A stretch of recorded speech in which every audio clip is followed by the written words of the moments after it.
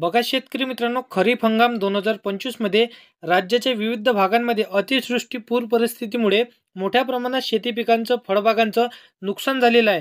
आता याच नुकसानीची नुकसान भरपाई मिळवण्यासाठी आवश्यक असलेले नुकसान भरपाईचे जे पंचनामे ते अंतिम टप्प्यावर असून लवकरच याचे प्रस्ताव इथं शासनाला पाठवून शेतकऱ्याला नुकसान भरपाई दिली जाईल.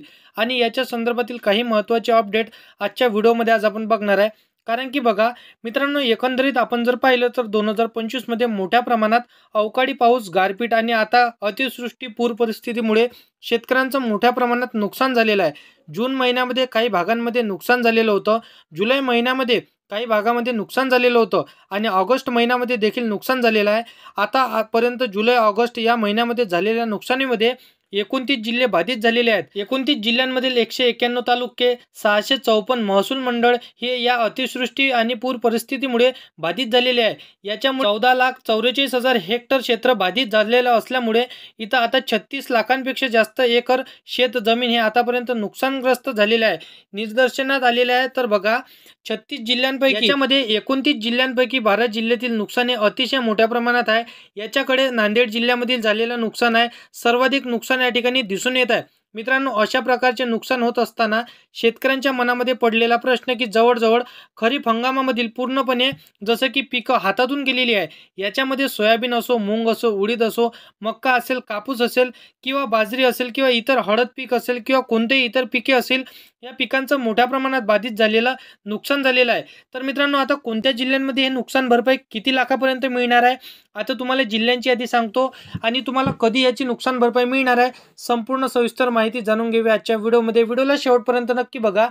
नुकसानग्रस्त झालेल्या शेतकऱ्यांना मदत सरकार देणार, तरी कधी मित्रांनो, इथं शेतकऱ्यांना मदत देण्यासाठी आवश्यक असताना जे म्हणजे बघू शकता ग्रामस्तरावरती होणारे पंचनामे, कारण नुकसान भरपाई सरसकट देण्यासाठी इथं निर्णय शासनाच्या माध्यमातून देण्यात आलेला नाही, परंतु पंचनामे मात्र सरसकट केले जात आहे.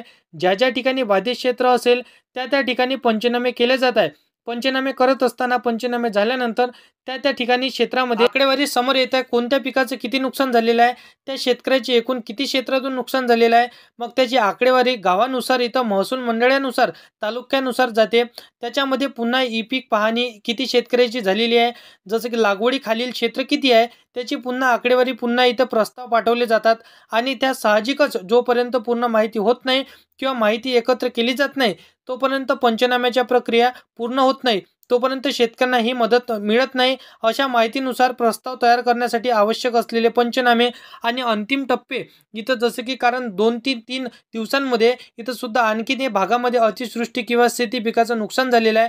आता एकंदरीत ही सर्व जी काही नुकसान भरपाई त्याचे एकंदरीत पंचनामे केले जातील आणि अंतिम जी काही आकडेवारी येतील तर आकडेवारीनुसार इथं प्रत्येक जिल्ह्याचा प्रस्ताव विभागीय आयुक्तांना पाठवला जाईल आणि विभागीय आयुक्तांच्या माध्यमातून हे प्रस्ताव सरकारला पाठवला जाते आणि त्यानंतर सरकारच्या माध्यमातून नुकसान भरपाई पार पाडायला सुरुवात केली जाईल. तिथून पुढे 3 महिने, 6 महिने हे किंवा वर्षभराची कालावधी शेतकऱ्याला नुकसान भरपाईची जाऊ शकतो. परंतु नुकसान भरपाई येत करताना इथं नुकसानीची आकडेवारी दाखवली असताना याच्यामध्ये आपण जर राहिलं तर 12 जिल्हे अतिशय नुकसानग्रस्त दाखवत असलेले, ज्याच्यामध्ये आपण पाहिलं सर्वाधिक नुकसानग्रस्त दाखवलेलं आहे म्हणजेच नांदेड जिल्ह्यामध्ये जवळ 6,55,566 हेक्टर बाधित झालेल्या शेती जमिनीची इथं भरपूरशी नुकसान झालेली आहे.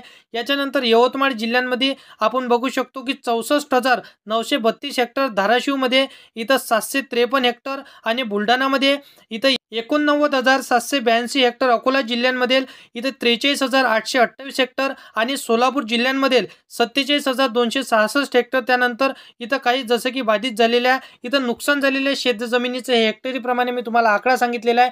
त्यानंतर लातूर असेल, बीड असेल, तर काही जिल्हे याची आकडेवारी आणखीन इथं आलेली नाही. याकडे जसं की पंचनामे आणखीन सुरू आहे आणि जसं की आकडेवारी गेल्या वर्षी सुद्धा आपण पाहिलं होतं, जसं की काही आकडेवारी समोर येईल. आता नुकसानग्रस्त जिल्ह्यांमध्ये आपण जर पाहिलं तर त्यांच्याकडे जसं की नांदेड, वाशिम, यवतमाळ, बुलढाणा, अकोला, सोलापूर, हिंगोली, धाराशिव, परभणी, अमरावती, जळगाव, वर्धा, सांगली, अहिल्यानगर, छत्रपती संभाजीनगर, जालना, बीड, लातूर, धुळे, जळगाव, रत्नागिरी, चंद्रपूर, सातारा, सांगली, नाशिक, कोल्हापूर, सिंधुदुर्ग, गडचिरोली, रायगड आणि नागपूर असे एकंदरीत 29 जिल्हे येतात आणि या जिल्ह्यांमधील देखील आकडेवारी समोर येईल. तर त्यानंतर हे जसं की 14,44,000 हेक्टर आहेत, तर साधारणपणे 20,00,000 हेक्टरपेक्षा सुद्धा जास्त होऊ शकतात. मित्रांनो, याच्यापेक्षा कमी पाऊस असताना इथे 21,00,000 हेक्टरपेक्षा जास्त 2022 मध्ये आपण पाहिलं होतं की बाधित झालेल्या इथं शेतजमिनीचं पूर परिस्थितीमुळे किंवा पाण्यामुळे इथं अशा प्रकारे नुकसान झालेलं होतं. आता अतिशय जास्त आणि शेतकऱ्यांची ही संख्या असणार बघा एकंदरीत जास्त असू शकते. साधारणपणे एक जसं की लाखांपेक्षा हे नुकसान भरपाईसाठी नांदेड जिल्ह्यातून पात्र होऊ शकतात. इतर जिल्ह्यांची आकडेवारी समोर येईल. लवकरात लवकर हे पंचनामे प्रक्रिया पूर्ण करून शेतकऱ्यांच्या नुकसान भरपाईचे पंचनामे जे प्रस्ताव आहे ते शासनाला पाठवले जातील, अशी माहिती आता कृषी मंत्र्यांच्या माध्यमातून इथं देण्यात आलेली आहे. जे कृषी मंत्री असणार आहे, जे दत्तात्रय भरणे नवीन कृषी मंत्री, त्यांच्या माध्यमातून देण्यात आलेली आहे. बघा शेतकरी मित्रांनो, आता सप्टेंबर महिन्यामध्ये जास्त प्रस्ताव जर शासनाला गेले तर साधारण दिवाळीपर्यंत तरी शेतकऱ्यांच्या खात्यामध्ये नुकसान भरपाईचे वितरण केले जाऊ शकते. तर मित्रांनो, नुकसान भरपाई 2025च्या संदर्भातील एक महत्त्वाची अपडेट असा आजच्या व्हिडिओच्या माध्यमातून आज आपण बघितलेला आहे. तर व्हिडिओ आवडला असेल तर व्हिडिओला लाईक करा. तुमच्या मित्रमैत्रिणींना, शेतकरी मित्रांना हा व्हिडिओ नक्की शेअर करायचा आहे.